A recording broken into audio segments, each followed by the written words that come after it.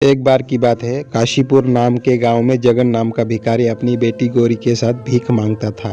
जगन को साफ दिखाई नहीं देता था, इसलिए उसे कोई काम नहीं मिलता था। वह अपनी बेटी को साथ लेकर भीख मांगने जाता था। गौरी को भीख मांगना पसंद नहीं था, वह पढ़ना लिखना चाहती थी।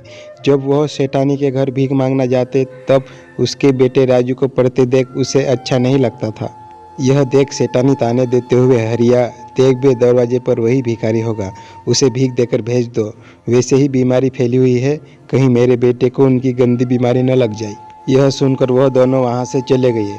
गौरी अपने पिता से पूछती है कि पिताजी, सारे लोग हमसे दूर क्यों भागते हैं? क्या हम गंदे लोग हैं?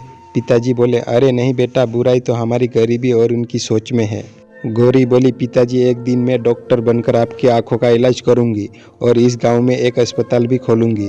उसके पिताजी बोले कि बेटा, हमारे लिए 2 वक्त की रोटी खाना भी मुश्किल है, अस्पताल कैसे खोलेंगे? तभी उनके पास एक औरत आती है और वह गौरी को कहती है, अगर तुम हमारे टॉयलेट साफ कर दोगी तो मैं तुम्हें कुछ पैसे भीख में देंगी। गौरी ने उनका टॉयलेट साफ किया और उसे बहुत बुरा लगने लगा।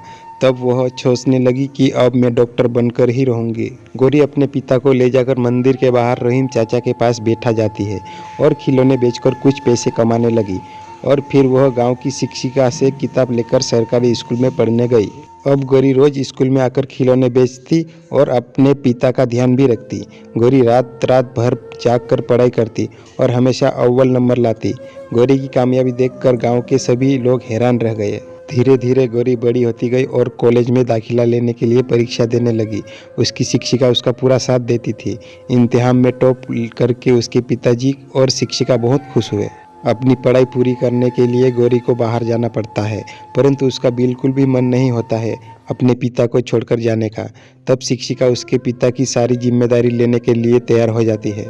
बाहर जाकर गौरी बिल्कुल लगन के साथ अपनी पढ़ाई जारी रखती है। थोड़े समय तक उसकी कोई खबर नहीं आती है और गांव फिर से महामारी फैलने लगी है। रेनू के पिता और राजू इस बीमारी से अस्पताल में पड़े रहे। वहाँ कोई भी डॉक्टर नहीं आ रहा था। इतने में एक नर्स आकर बोलती है कि आप दुखी मत होइए, आज हमारे अस्पताल में एक बड़ी डॉक्टर इलाज करने आ रही है। तभी वहाँ गौरी आती है और सभी उसे देखकर हैरान रह जाते हैं। तभी वह अपने पिता के पैर छूती है और सबका इलाज शुरू कर देती है। सबके ठीक होने के बाद गौरी अपने पिता की आंखों का भी ऑपरेशन कर देती है और रोशनी वापस आ जाती है। गौरी को देखकर सभी को शर्मिंदा महसूस होता है। सभी उसकी कामयाबी को देखकर बहुत खुश होते हैं और उसको माला पहनाकर उसका सम्मान करते हैं। तो दोस्तों, इस कहानी से हमें यह सीख मिलती है कि यदि गौरी के जैसे लगन, मेहनत, दृढ़ निश्चय से काम करें तो हमें कामयाबी जरूर मिलती है।